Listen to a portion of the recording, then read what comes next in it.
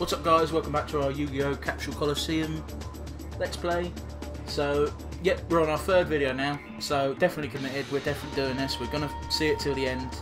I don't know how many of you will be with me when I take on the final boss, which is probably quite obvious if you've seen the cartoon, but I won't spoil it just in case. So, yeah, up next we're going to face T. Gardner. I know her name's Taya.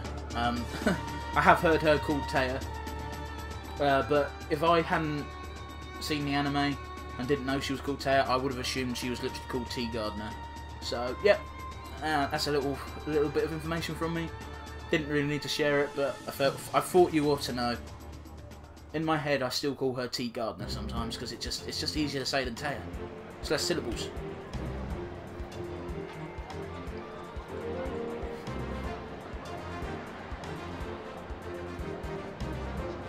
So yeah, I'm all around Christmas time, I suppose, is her stage. Yugi, here I come! Taya! I always wanted to duel against you to see how I would do. But don't expect me to take it easy on you, Taya. Of course not.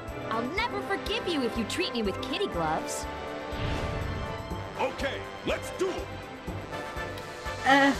You're not really dueling Yugi here. This isn't... Is it just called Duel Monsters in the anime? Because I know it as Yu-Gi-Oh! Because that's what the cards are called, but it's just Duel Monsters, isn't it? So, yeah, you're not playing him at his own game. This is new territory for both of you.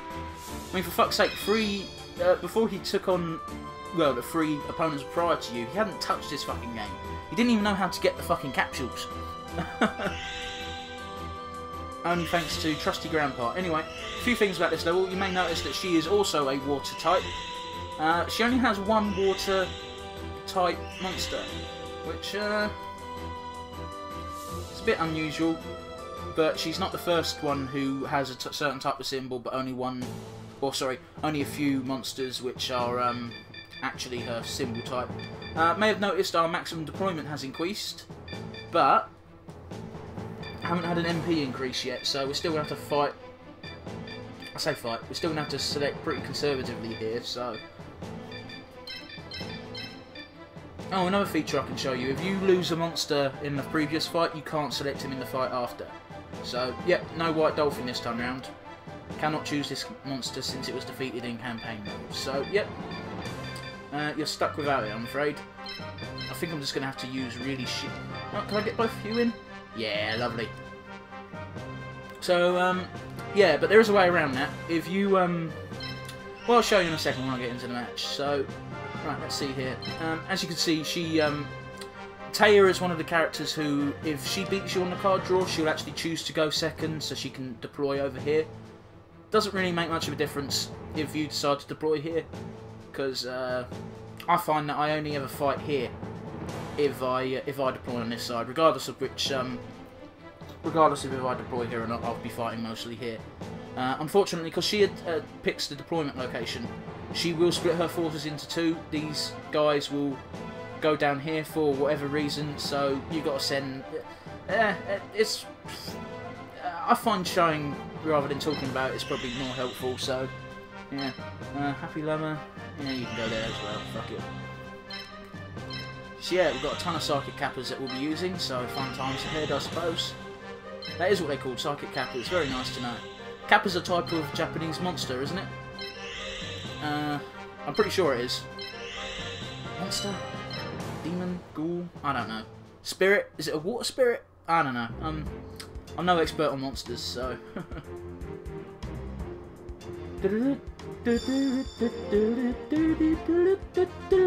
I don't know what I'm doing, that doesn't sound anything like music. Start.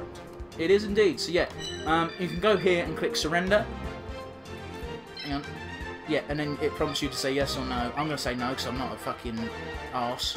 But if you surrender, it will say, do you want to try again? And obviously select yes, and then it will count as if you've had a fight in between, as if you've had a whole battle. So you can get back monsters that have been knocked out if you really desperately need them. Also, one of Yugi's classic monsters that's widely associated with, him, Celtic Guardian. That's okay.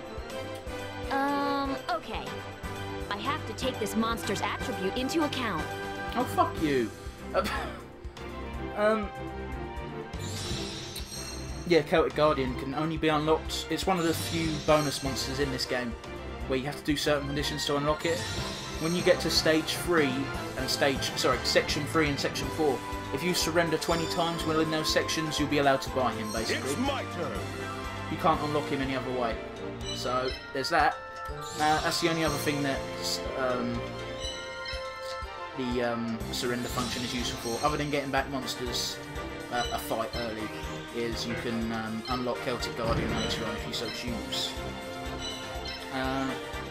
Unless you're using an Earth symbol, I wouldn't recommend it, because Celtic Guardian's not exactly that great. There are better Earth monsters to pick. Even if you are using an Earth symbol, maybe think twice about it, unless you just want to be like Yu-Gi, in which case, yeah, go for it, why not? But I won't be getting all the bonus guys, because, well, one of them, I believe the unlock conditions is something like you got to play for 30 hours and then be in stage 3, and then you can unlock, then you can buy him from the shop. So I've had him unlock earlier than 30 hours. I've unlocked him after like 10 hours. I have played a lot of this game, so please don't judge me when I say that I have played through a campaign for like 10 hours. So yeah, not 10 hours straight, obviously, that would be insane, but yeah. So I have, it was Firewing Pegasus, that is, in case you're wondering what the monster is that you have to do so much for just to, play for so long just to unlock. He's not even that great, you know. Well, he is actually. He's got a killer fucking range, and also he's a fire type, so yep, a lot of fucking attack with a lot of range. You can see where that gets you, you know. It's quite a potent combination. Whew, I thought for sure he was going to be able to get an attack in, but no, not quite. So yeah, but usually I've got a lot less AP consuming monsters out, so I'm able to move all 7 monsters in one turn. This isn't the case because I've got 2 Root Waters, which have got quite a high AP cost for this level of the game. Later on, 72 ain't going to be shit, trust me. So usually I've got like Karibos and shit like that, and exclusively, and I send like 3 monsters over here to deal with these fuckers, but I'm sure they will rejoin us in a moment, so we'll focus on one lot of monsters at a time. Oh my god, 2 attacks ain't even going to take it out. That's annoying, is the word I'm looking for. Oh no, 2 attacks will take one out. I was a bit worried that it wouldn't. I might as well move forward one, so he's in a better position to attack. Generally thought for a moment there that 2 attacks wouldn't be enough to take out one happy lover. That's the trade-offs, by the way, is... Yes, I've destroyed the first monster! No! It's destroyed! The water monsters have super high defense, but they're lacking in the attack department. I mean, let's look at the light types here. Okay, well, they're still better off than light, so, yeah, ignore that. I suppose if you haven't got a water symbol, their attack is super not worth it. My symbol must just be stronger than Taya's, because my light happy lover is stronger than her one. So I don't know, unless I'm just in favourable terrain or something. That's entirely possible, but I don't know. It's a bit sad. What's the best move? There's 2 types of ways you can get monsters without buying them. Well, sorry, there are some monsters you can get which you can't get through buying. You have to unlock them by either evolving or fusion. So it makes sense that Taya has happy lovers in her quote-unquote deck, because once they reach a certain level they can evolve into Shining Friendship, which isn't the strongest of monsters, but evolved monsters are all stronger than their unevolved counterparts by a certain degree at least. Maybe not impressively so, but yeah. So Shining Friendship is the only monster I know for a fact that Taya uses in the anime. I can't remember any of the others. So yeah, mind you, I don't think she fought all that often, so... In fact, the only battle I remember her doing was at the end of the Jeweller's Kingdom arc, when she went up against Mai. Oh, I didn't expect that at all. Because Seto Kaiba took all of... Wait, was it Seto Kaiba? Yeah, Seto Kaiba beat Yugi, which doesn't happen very often. Oh, I'm not going to be able to take him out with this one, am I? Oh, I am. Good. Who took him out and took all of his star chips, so he was out of the tournament. And Mai had extras for some reason and just offered to give them to Yugi. I still can't remember the motivation behind that, but I'm sure there was some that I just can't recall. And Yugi was like, no, and, well, he didn't actually say anything. Yugi was depressed as fuck, and rightly so. He just got knocked out by being silly. He wouldn't have. I don't think he would have actually earned anything if he beat Seto, because Seto didn't have any star chips, unless they raging cards, and I just forgot that bit. But I'm pretty sure that isn't how it went. So yeah, Taya fought Mai and won the star chips for Yugi, and she used Shining Friendship. I remember that, and she didn't even beat Mai. Mai surrendered for some reason, because I don't know. She's kind now. She becomes a more friendly character as the episodes progress. Anyway, oh, we've got a fucking change in the atmosphere. It's not all that impressive. It's just this is like meant to be like Christmas Eve, I think, is the time frame it's set in, and it starts snowing at midnight. So all very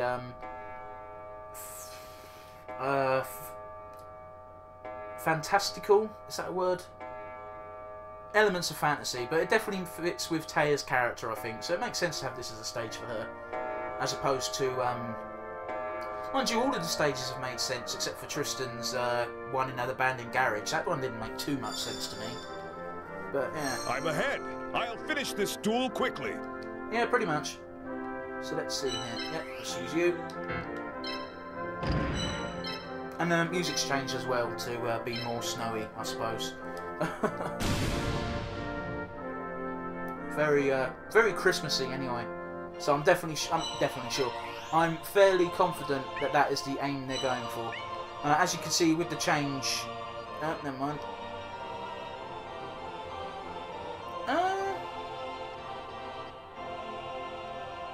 I could have sworn there was some water landforms in the snow, but I guess I'm wrong. There's some light landforms because they're in the light. I didn't check beforehand, but I think the map has become more dark as a response to that terrain change. So could be wrong. Like I said, I didn't look beforehand. I was pretty confident that there was going to be more water, and that was the water element. I mean, and that was the big change. But I guess I was wrong. Oh, very Christmassy. Almost gets on your nerves, doesn't it? I'm kidding. Oh! You're right, it's not over yet. But it soon will be. I took it out half your monsters. So, let's move you there. Wait, I can't move both of these now. So, well, I don't think I do want... I guess I'll move Kappa, because you're... you won't get hit if you move, but Kappa won't. So, yeah. Lovely jubbly. So yeah, Happy Lover will evolve into Shining Friendship at a certain level. The Root Water will evolve into High Tide Gyoshin when he reaches a certain level, but you have to be in a square that has 50 water attribute on it, so you can't evolve him until the later stages. There's a couple of tricks you can do to get around having to evolve or fuse in the middle of a battle, but honestly, it's not too much of a disadvantage, unless you're fusing multiple monsters. If you're fusing more than 2 monsters into one, it might put you at disadvantage, so I wouldn't recommend like fusing Exodia in the middle of a battle, because you'll lose four monsters, and regardless of what stage you're on, that's going to be too big of a disadvantage to overcome. So that's the type of monster I'd advise doing in free mode or equivalent. So yeah. But if it's just like fusing the... well, they've got one example fusion in the instruction manual. And that's if you fuse Firegrass with Petite Dragon, you'll get a Dark Fire Dragon, I think is what it's called. So yeah, it doesn't tell you the levels you need, no, but I think it's like 3 and 5 or 5 and 5, and you just put them next to each other and you fuse them. If it's just 2 monsters being fused into one, it's not too big of a deal, because usually the resulting monster is strong enough to compensate you for losing your one monster advantage. So yeah, but that's just my opinion.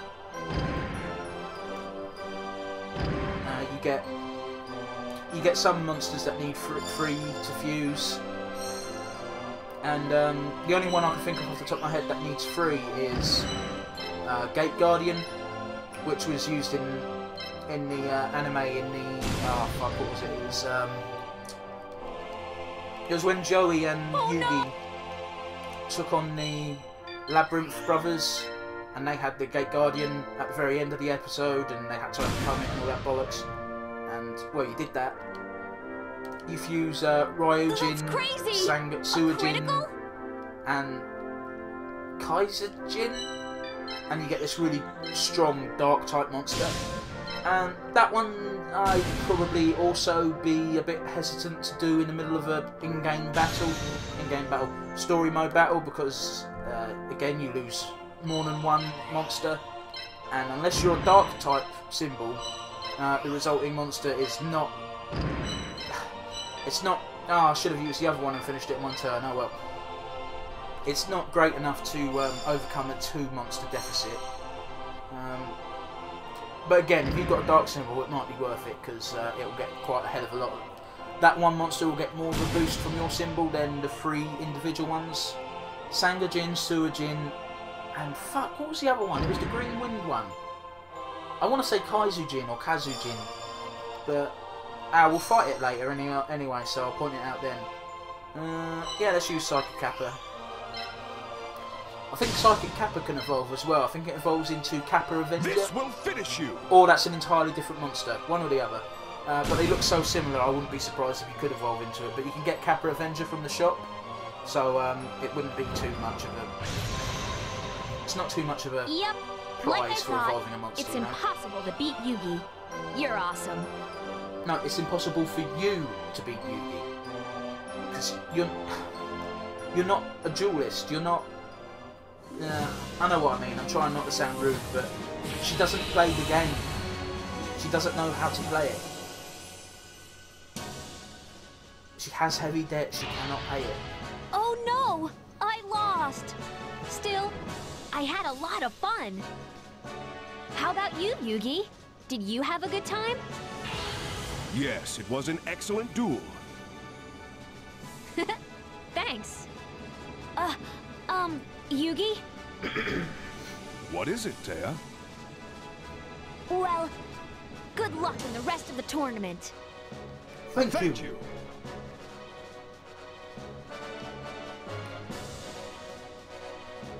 Oh wow, he gets a hell of a boost from the symbol. And he gets a special ability. I think that increases the water attribute across the board. So, yeah, fun times ahead. It's been a while since I watched the anime, and I didn't watch anything past a certain point. I remember watching one of the later episodes after I'd been away for a while, and Yugi and Yami Yugi were fucking dueling, and I was like, wait, how the fuck did this happen?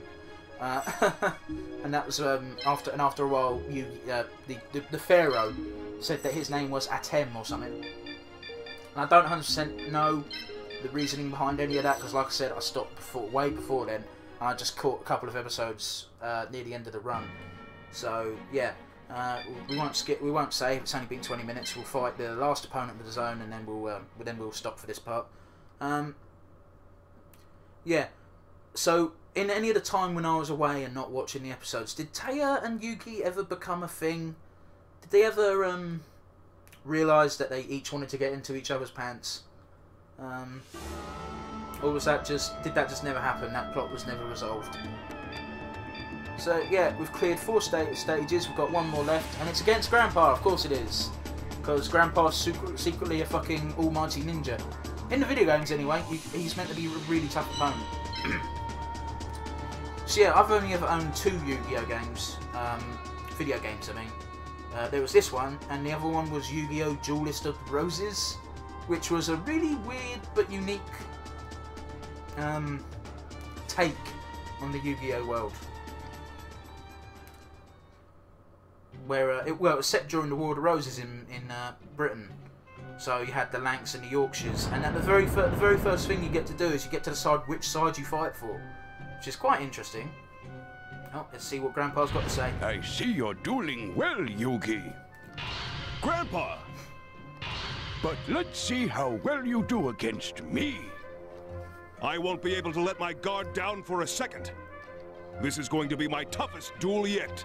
Yeah, you're bigging him up a bit too much there, you. That's right. I may be old, but with age comes experience and knowledge. Now, why don't we begin, Yugi? All right. It's time to duel. So yeah, you can either side with the Yorks or you can side with the Lancashires.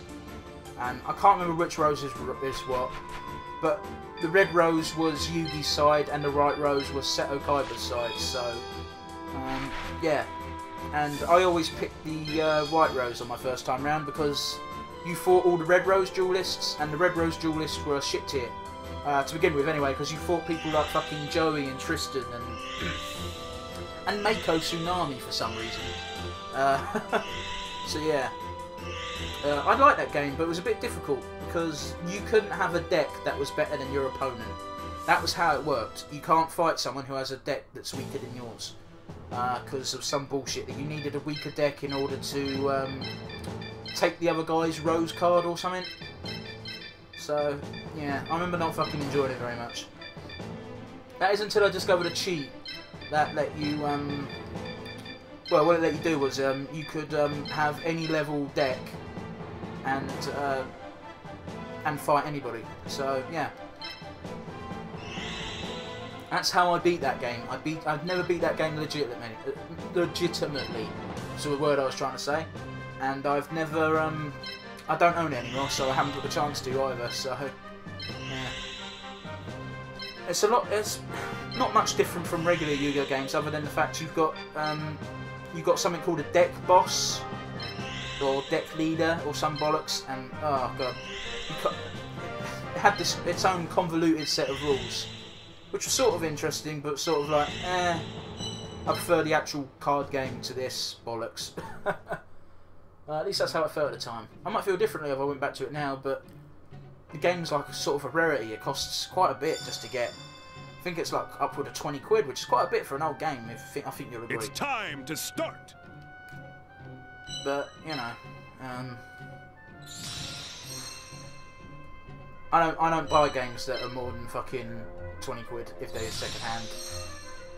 You know, I'm hesitant to go above £10 for a second hand game. You know, but that's just the way I fucking I'd rather have a brand new game than a second-hand game. So if I set a price limit on second-hand games, it means I buy less of them.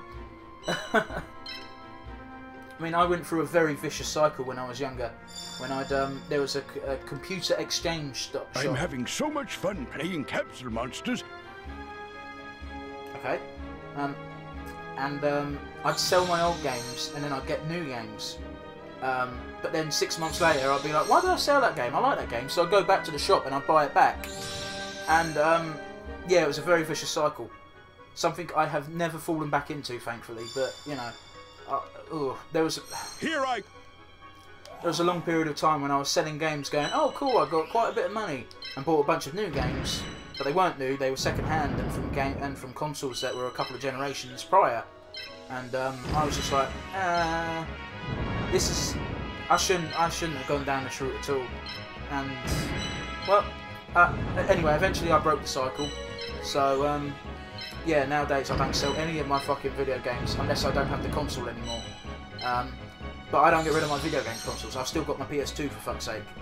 I don't have my PS1, but when I got rid of the PS1 it was to get the PS2.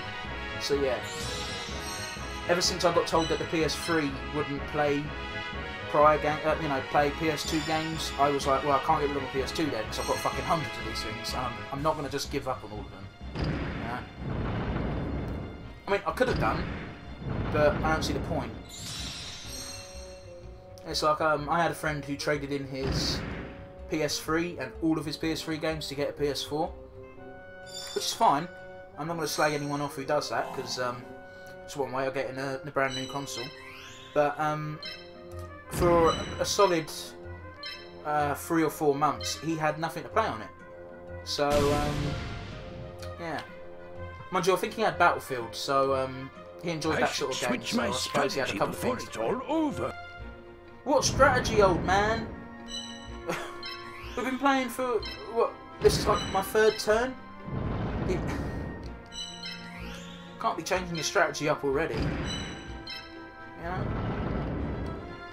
Mind you, I'm surprised that old Grandpa didn't have less of a disadvantage, because he's gone back to the old system of giving us a 2-monster advantage. And unlike the other people, right, he doesn't even have a trump card. It's Cockroach Knight. It's fucking shit tier. You know, I mean, I know it said rank A, but that's just the rank of the capsule they're in. There are loads of monsters that are super powerful, but their capsules are super weak. So one strategy to deal with them is, instead of dealing with them as monsters, you can just rush to the other side with 1 or 2. It's not over yet. I'm not giving up. Usually such an action is a suicide attack with that one monster, so I don't recommend doing it often. But you get rid of the biggest threat on the opposing team at the cost of 1 monster. You keep your 1 monster advantage, as well as getting rid of the biggest threat of the opponent's side. There's one example of that, which we'll get to later, because, yeah, that's the only time I do it, is that one particular fight. So I'll point it out when I do it. But before then, I guess it'll be a little surprise. Anyone who's played this game before might know exactly what duel I'm talking about, but yeah, that's all I've got really to say about that. Victory's in my reach. I mean, there's quite a few duelists you'll encounter who will have a quote-unquote trump card, which isn't really a trump. They're quite easy to deal with. But then you've got others who have trump cards that they won't... By trump card, they literally purposefully do not activate it until a couple of turns in. So it's like a trump card, really, except it's not a card, it's a capsule. Oh, we've got to level up Heart Beam. That heals, so it's quite a good ability to have. But I think it only heals like 58 PP, so... How annoying. Yeah, it must be a bummer to be losing to your grandson. That sounded a bit bitter, didn't it? But, you know, it must be a bit distressing being bested at possibly your own game. Well, it's not really his own game, because this isn't really a... this is like the first ever Capsule Colliseum tournament bullshit thing, so I don't think anyone's really good at it yet. Well, except for Yugi, because he's kicking everyone's ass, but, you know. Oh, just off. Oh well. Not a big deal. So, he's got 4 monsters left, so... Can't you take... No, I'm not taking it easy on you, old man. There we go. We'll end our turn. Not that we have a choice, because we moved everything, but... Yeah. He's still got... usually I've taken out 2 monsters in that first turn instead of just the 1 and a bit, so... I'm not doing as well as I usually do. Oh, he's going to take out Happy Lover quite easily. Oh, it's not the end of the world, but it's a bit sad because it means... That was a lot of damage, but it survived. You get a lot more experience if you finish the level with all of your monsters alive. Which is why I've been trying to keep all of them alive, because you get... It's not a great deal more early on, but later on, it's like the difference between getting 20 and 50 experience at the end. And 50 experience is half a fucking level just for keeping everyone alive, so it's quite the bonus. Whereas this early on, it's just a matter of 2 or 3. You get like 22 experience if you beat it with everyone alive, but you only get 20 if you lose a couple of people, so it's not a game changer really this early on, but it's a good habit to get into early on so you don't get into the habit of just going, ah, it's only 1 monster, it's not a big deal. It is a big deal. You lose some experience. Admittedly, not a lot at first, but later on it gets to quite make or break levels, you know. Well, in my opinion, at least. In this humble man's opinion. What is that from? I can't remember. It might just be something I've just said and think that it's been said by someone else. Fucking. Sometimes you'll find that even though everything was summoned on the first turn, you'll get like 2 or 3 monsters that just aren't going to get any action at all. But that's okay, they still get experience at the end of the level, so... even if they don't get to do any attacks and get experience that way, you still get something, I'm going to lose at least 1 more monster, aren't I? Can you take... No, old man! I'm just going to move you so you don't get fucked by that petite moth. Not that I think you will, but it's a cautionary measure more than anything else. I don't know why Grandpa's symbol is the Earth, because he has no Earth monsters. At all. He doesn't even have one. You should have a wood symbol, or a dark symbol would make more sense. And I paid for that. Because I'm pretty sure the dark symbol is Yugi's cannon symbol. So, yeah. But, so, I think it would make sense for Grandpa to have a dark symbol as well, because, you know, it'd be like, oh, it's a family thing, ha ha ha! And whatnot. I lost both my happy lovers, but it's not the end of the world, so, yeah. That's it, okay. Man, I like how my symbol looks. I usually do, after like a couple of stages, I'm just like, oh man, my symbol looks shit, but mine looks okay for now. It's a shame you can't change the fucking design tweaks to it later on, but that's just how shit goes sometimes, you know, you can't have everything, especially not in a game this far back, you know. This game was made now, you can bet there'd be some kind of thing you could find that could change the cosmetic appearance of stuff, but...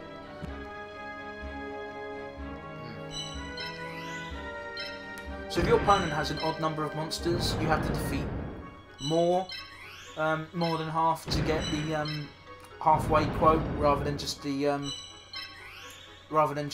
couple. See, nah, fuck, I lost my own train of thought there. For example, Grandpa has 5 monsters to start with. You have to beat 3, not 2, to get the halfway quote. Whereas if you had 5, is basically the same as 6 when you come to the halfway mark. So yeah. And there's my bread spring going like a fucking maniac. Maniac, alright. I'm pretty sure that's not how it goes, but hey ho, dilly do. Man, I'm taking a fucking pummeling here.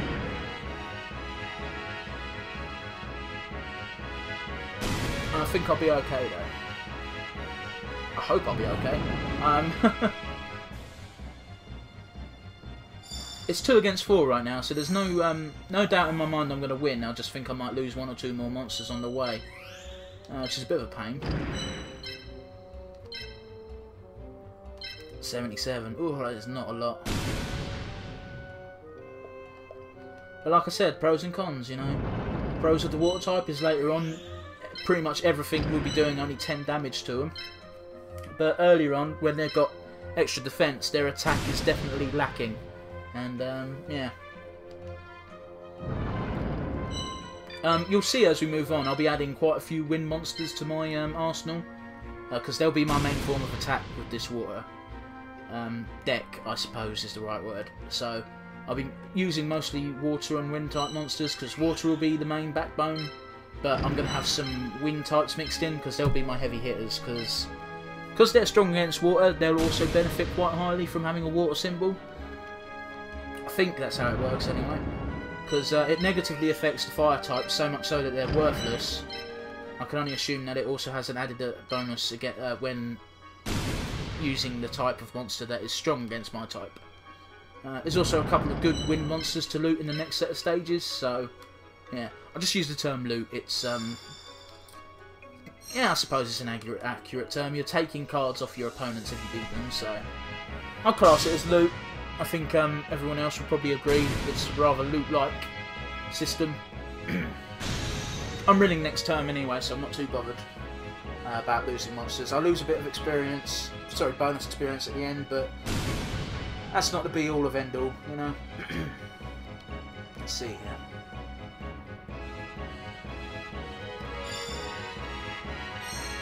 Come think of it, Grandpa fucking benefits so much from new card games and new crazes with kids, because he runs a toy shop, doesn't he? And all of all of his fucking clientele, whenever there's a new dual monster type game come out, it must fucking... he must love it. It must be such a boom in business. I don't think we see him again, do we? We see him in the first series where he's the main reason for Yu-Gi doing anything. This will finish you! And we see him in that episode where Yu-Gi duels the kid of the archaeologist that Truesdale was trapped with. Which, you know, fuck that episode. Yu-Gi, how about letting your grandpa win? Bit fucking late for that, old man. Yeah, where it's like the duel went the exact same way as it did fucking however long ago it was when they were trapped in a fucking tube and Yu-Gi let the little girl win. Which, you know, is nice and all, but fucking, you know, she was being a cow. Fucking teach her a lesson. You've improved your skills greatly, Yu-Gi.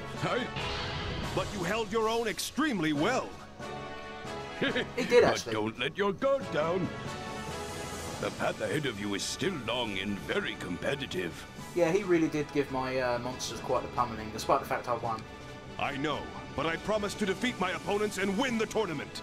Whoop, whoop. I'll hold you to your promise, Yu-Gi. Good luck. Thank you. Yeah, there we go. And, yeah, that's the end of the Stage 1 levels, I suppose.